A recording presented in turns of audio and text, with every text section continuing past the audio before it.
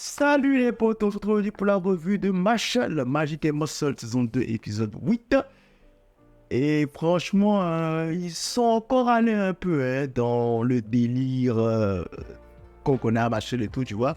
Et avec la petite copie, le petit clin d'œil à l'examen de sélection des Chunin, ça a commencé direct avec le gars Innocent Zero qui invoque avec la technique Ido Tensei leur maître à lui à Wahlberg. Et là, tu te dis, ils ont calqué l'examen de sélection des Chunin. Puis pareil, sauf que là, cette fois-ci, il y a un autre gars qui manipulait un peu le truc. Puis là, donc, du coup, tu as Wahlberg et tout au calme qui a affronté le gars qui l'a explosé. Là, c'était sans souci, sans stress, franchement, rien à redire. Donc, du coup, là, tu te dis, ils n'ont peut-être pas forcément totalement copié l'examen de sélection Chunin. Parce que l'examen de sélection Chunin, le gars, il meurt en affrontant les réincarnations. Alors que là, Wahlberg en fait juste il nous montre juste l'étendue de sa personne, il nous montre juste qu'il est grave OP. Et donc, on a un peu ces petits flashbacks. Des petits flashbacks qu'on voyait bien qui était le préféré de monsieur Adam Jobs, si je me rappelle bien, le premier sorcier. Et on voyait surtout que le premier sorcier aussi, il faut le dire, était quelqu'un de très très bon.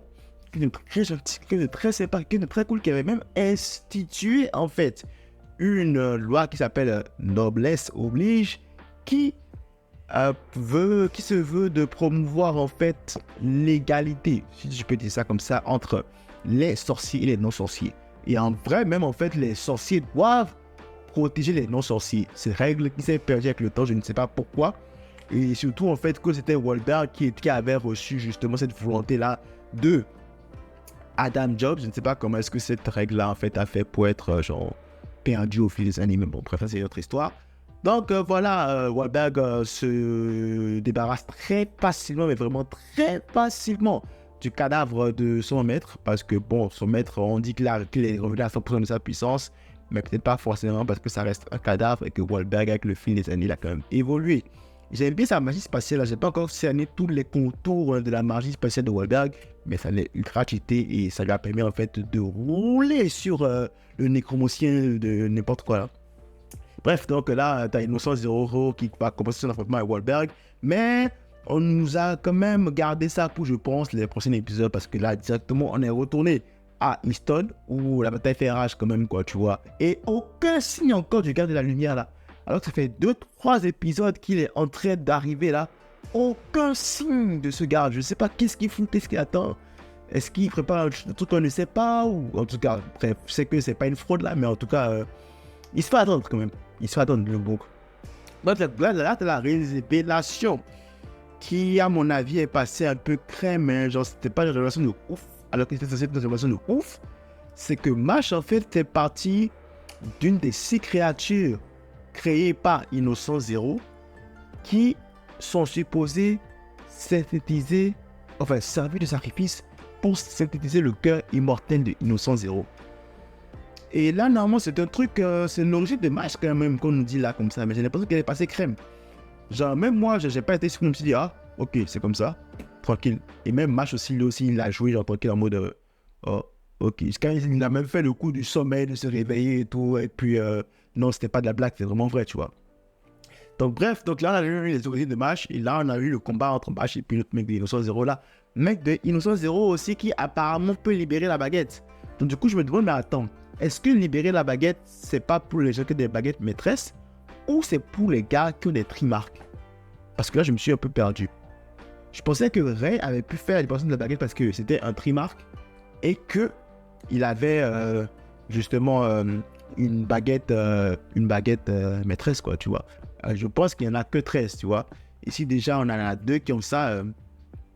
quand même quoi. Et puis en plus, c'est quoi ça fait de tout le monde qui a une trimarque là. Même le sbire de Innocent Zero a trimarque. Ça, c'est quoi cette affaire là? Ça, c'était un peu bizarre aussi, mais bon, pourquoi pas. Je ne sais pas trop, peut-être je vais sur ça. Et il avait un pouvoir très stylé avec des chakras en diamant et tout. Et puis bon, tu sais, Mash, il se débrouille toujours. Mais la partie où moi, genre, j'ai un peu flippé quand même. Et je me suis dit, s'il l'avait fait, ça aurait été vraiment cool. C'est qu'à un moment donné, genre, le Mash arrive à se mettre chakra en faisant le tour de l'école, classique délire. Et à la fin, il arrive derrière le mec, il le prend et j'ai l'impression que le chakram là attrape Mash. Là, je te dis, mais attends, Mash est blessé, Mash en difficulté, Mash est au bord de la mort pour la première fois depuis le début de l'anime Marshall. Là, je te dis, qu'est-ce qu'ils veulent faire avec ça? Je te dis, c'est cool. Et bien là, non. pas du tout. En fait, c'était juste les hallucinations du mec de Innocent Zero parce qu'il était en train de se faire étrangler par Mash qui lui a fait une prise de Cobra incroyable. Et puis après, bon voilà, vu que l'oxygène ne venait plus à son cerveau, il a commencé à halluciner toutes les images de Mash qui étaient en difficulté qu'on avait vues. Dommage, mais quand même, voilà, encore une manière loufoque de Mash de remporter ses matchs. C'était cool, mais j'espère vraiment qu'en fait, ça va pas être ça tout le temps, quoi. Moi, ça m'amuse. Parce que ça m'amuse. Mais j'aimerais qu'à un moment donné, il batte quelqu'un de manière genre épique, quoi. Bon, après, il a battu Margaret de manière épique, ça c'était cool. Mais là, il nous fait l'étranglement et le gars perd connaissance et le pouvoir disparaît. Dans le plus grand des calmes.